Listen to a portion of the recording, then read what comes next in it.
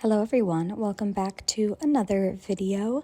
This time we're going to be talking about a really useful application of some of the math you've been learning in actual research. So this is something that I did in real life for research.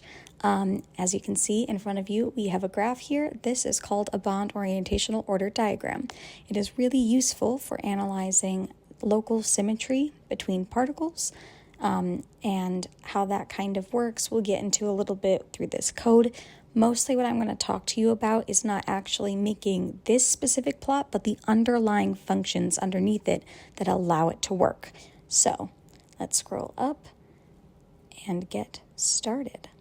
So the first one I want to talk to you about is calculate average plane. As the definition of the function clearly states, it calculates the average plane of an array of points that are 3D. And it does this by using NumPy's least squares function. So what's really nice is this is called a docstring. It explains how the function works. This is something that I made that really just lets you see what you can put in, what you get out. It's quite nice. However, it's not required for when you make functions. But how this works then is first we make a new variable called a. We actually, np.c makes this whole thing a constant, but we take the first column of points, the second column of points, and then we change the last column of points to be all ones. And then we take that and we put it in this function, which is NumPy's least squares regression function. And we have that first constant, which is what we just calculated here. Then we have this third column of points here, and then that's just a thing. But this finds the least squares of all of the points in there, which gives us, from C, our plane coefficients, which is really cool. And since we want the equation to not include z and actually have it be this variable over here, we can make c -1 so that we can transform easily this equation into this equation. So now that we have a, b, and d as well as c, we can find the normal vector and the unit normal vector. Oh my gosh, just like in class. So for the normal vector, we have just NumPy, just making an array of our coefficients a, b, and c. Now, this makes sense because, when we have a plane, the normal vector is going to be directly pointing out of that plane. And so the coefficients are, in fact, the definition of that vector. So to get the magnitude, we're going to sum up this normal vector, we're going to square it, and then we're going to take the square root.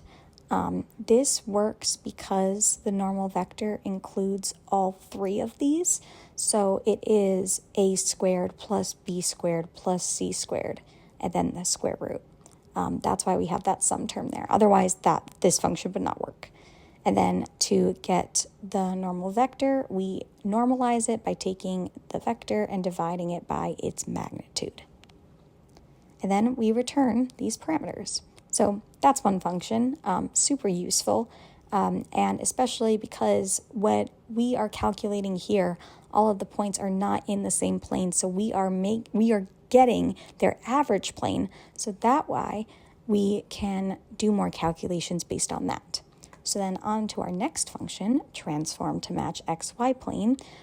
So first we define the function. In the function we've taken the vector that we found, then we have all of the coefficients that we found earlier, which is a, b, c, and d. So first we define k, which is 0, 0, 1. Then for our cosine of theta, we're trying to find the angle of rotation.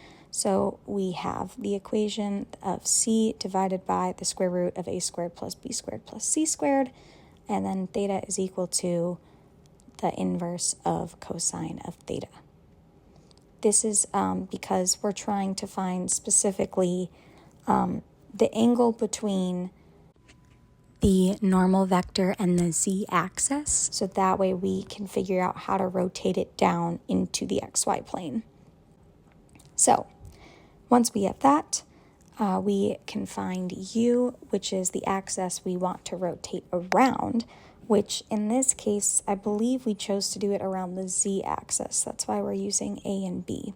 So this is 1 over the square root of a squared plus b squared times the array b, negative a, and 0. Now we unpack u into components, which is just if u is equal to 1, 2, 3, u1 will equal 1, u2 will equal 2, u3 will equal 3. That's just a nice thing in coding that you can do. Then, oh my gosh, it's the rotation matrix. That's so cool. And we use it right here to actually do our transformation. So we do the rotation matrix times the vector in this function called matmul, which does that for us. And we get a transformed vector. And then we are able to apply that transition and return this vector, which is quite nice. So I know this is quite a short video and we only went through 2 functions, but as you can see, it is really useful to know these kinds of tools that can directly apply to real life research and how these things kind of work. If you have any questions or you want to learn more, please feel free to come talk to me in class or in office hours. I love what I do, so I'd be happy to talk with you about it. But yeah, that's it. Have a great day.